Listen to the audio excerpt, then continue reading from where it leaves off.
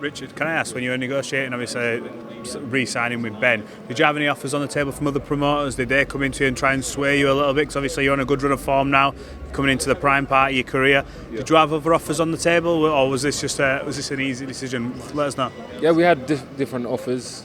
I was getting messages. I don't know how these people are getting my number. Like, please, we'll have to have a sit down and stuff. It's good, you know. It just shows the value and the interest. And it shows that we're doing something right, because if we wasn't, you know, they wouldn't be trying to come with different offers, different deals and stuff like that. But it just makes a lot of sense that I stick with Sky. They were offering the best money, best deals, perks, etc. So it just made sense. I assume with signing with Sky and with Ben Shalom that you must have had some incentive, as in, look, this is what we can do for you now. Obviously, with your link to the Gulmari, I believe, world title fight, and you've obviously got Lawrence Okolie, Chris and Swift. There must be some incentive there for you to sign, to say, look, we will get you these big fights. I take it that was offered when you signed. Yeah, of course, and that's what I want. That's what we wanted. We wanted the big fights, we wanted the big nights, and you know, it just made sense that we stick with Boxer, Sky Sports. You got Okolie, you got CBS, and people love the domestic fights. And when there's a world title involved, come on, it's perfect. Just quickly on Lawrence, I remember the sort of beef you had on the red carpet, Spencer on splitting you up. He was here tonight, was Lawrence Okolie. Have you said anything to each other? Has there been any interaction since that moment, or is it a case of letting that sort of rivalry simmer? Because when you two come together, it's going to be a huge fight eventually. Yeah, you know what? To be honest, I sat down, and when I saw him, I had to breathe. I had to take some deep breaths. I needed to count backwards. You know, I spoke to my counsellor. He said, "Look, count backwards, Richard, from 50," and that's what I done. And I calmed down. It worked. Thank you.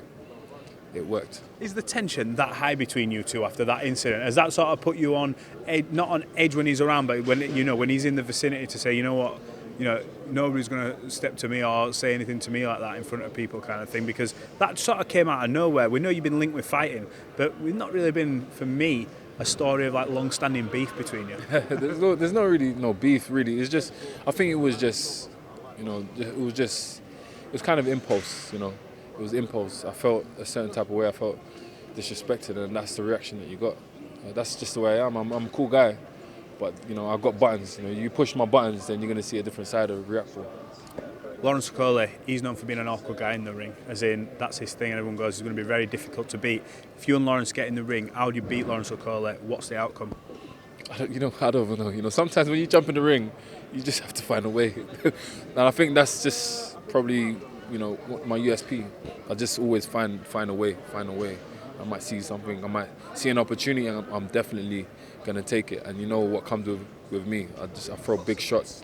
I'm definitely the hardest puncher in the world in the cruiserweight division. So you know what happens when I land.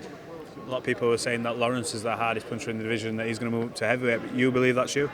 Well, Lawrence has got a different type of power. He's got power, but he has to plant his feet to throw. I don't need to. I just let my hands go. I just throw. It's different type of power. But yeah, he's definitely got power.